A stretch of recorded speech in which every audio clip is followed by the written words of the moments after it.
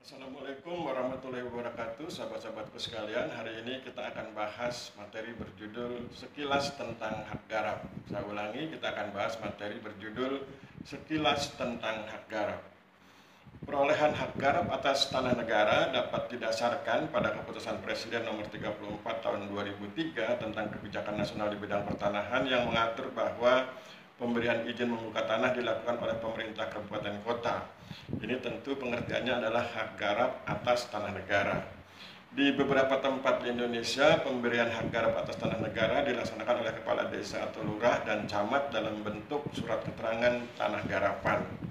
Jadi mereka yang menggarap tanah negara kemudian mengajukan permohonan kepada kepala desa atau lurah dan kemudian diketahui camat dalam bentuk surat keterangan tanah garapan.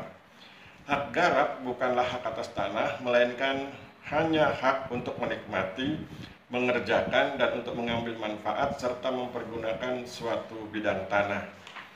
Hak garap atas tanah negara dapat didaftarkan menjadi hak milik berdasarkan Peraturan Pemerintah Nomor 24 Tahun 1997 tentang pendaftaran tanah.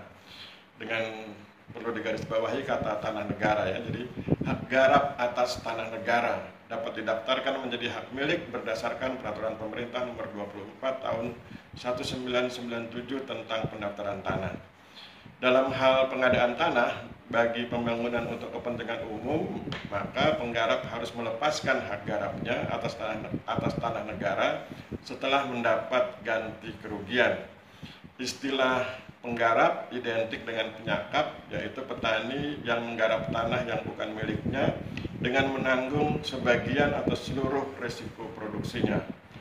Dikatakan sebagian atau seluruh karena kemudian kalau kita perhatikan pada perjanjian bagi hasil, undang-undang perjanjian bagi hasil, di situ dicantumkan tentang hak dan kewajiban pemilik tanah dan penggarap tanah yang mereka keduanya mengikatkan diri dalam suatu perjanjian. Nanti di situ diatur tentang pembagian risiko, misalnya pupuk dari penggarap, kemudian obat-obatan untuk supaya tanamannya subur dari pemilik tanah dan sebagainya, itu diatur, diperjanjikan. Jadi saya ulangi, istilah penggarap identik dengan penyakap, yaitu petani yang menggarap tanah yang bukan miliknya dengan menanggung seluruhnya atau sebagian risiko produksinya. Pada perjanjian bagi hasil ada pemilik tanah dan penggarap tanah yang mengikatkan diri dalam suatu perjanjian. Terjadinya masalah hak garap. Jadi sekarang kita masuk tentang bagaimana kemudian hak garap yang kelihatannya tenang-tenang saja itu ternyata suatu saat bisa menimbulkan masalah, terutama hak garap atas tanah negara. Mari kita lihat sebuah proses, sebuah contoh bagaimana kemudian terjadi masalah hak garap atas tanah negara. Awalnya suatu wilayah digenangi air laut. Kemudian terjadi penumpukan pasir di wilayah tersebut.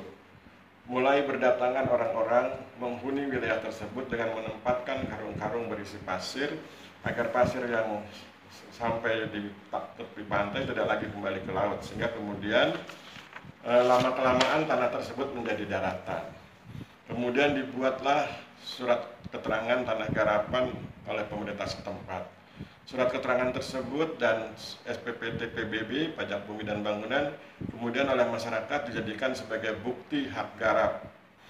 Kemudian tanah tersebut karena ada suatu kesempatan, ada suatu transaksi, kemudian oleh masyarakat disewakan pada sebuah perusahaan. Ketika waktu sewanya telah habis, perusahaan tidak bersedia menyerahkan kembali tanahnya pada masyarakat dengan berbagai alasan, bahkan kemudian masyarakat dituduh telah melakukan pidana korupsi karena menyewakan tanah negara. Jadi itu peristiwa tentang bagaimana terjadinya masalah hak garap atas tanah negara. Ya, saya ulangi, terjadinya masalah hak garap atas tanah negara pada awalnya suatu wilayah digenangi air laut, kemudian terjadi penumpukan pasir di wilayah tersebut, kemudian mulai berdatangan orang-orang menghuni wilayah tersebut dengan menempatkan karung-karung berisi pasir, sehingga kemudian pasir yang sudah menepi tidak lagi kembali ke laut, dan lama-kelamaan tanah tersebut kemudian menjadi daratan. Kemudian dibuatlah surat keterangan tanah garapan oleh pemerintah setempat. Kemudian surat keterangan tersebut dan disertai dengan SPPT PBB, Pajak Bumi dan Bangunan, dijadikan sebagai bukti hak garap oleh masyarakat. tanah kemudian disewakan kepada perusahaan, dan saat waktu sewa telah habis, perusahaan tidak bersedia menyerahkan kembali tanahnya pada masyarakat dengan berbagai alasan, dan bahkan kemudian masyarakat dituduh melakukan pidana korupsi berupa menyewakan tanah negara. Jadi itu, dan kemudian perlu kita lihat beberapa pendapat, misalnya dari Budi Harsono tahun 2007 dalam bukunya Menuju Penyempurnaan Hukum Tanah Nasional halaman 114 yang diterbitkan oleh Universitas Trisakti. Beliau mengatakan bahwa hukum tanah nasional tidak mengenal tanah garapan. Saya ulangi, Budi Harsono tahun 2007 dalam bukunya berjudul Menuju Penyempurnaan Hukum Tanah Nasional diterbitkan oleh Universitas Trisakti Jakarta pada halaman 114 mengatakan hukum tanah nasional tidak mengenal tanah garapan. Kemudian Ricardo Simarmata tahun 2009 dalam artikelnya yang dimuat di Jurnal Law Reform Fakultas Hukum Universitas Diponegoro volume 4 nomor 2 tahun 2009, artikelnya berjudul Gejala Informalitas pada Tanah Garapan. Beliau mengatakan bahwa peraturan perundangan nasional mengenai tanah garapan masih sebatas tanah-tanah yang menjadi objek land reform.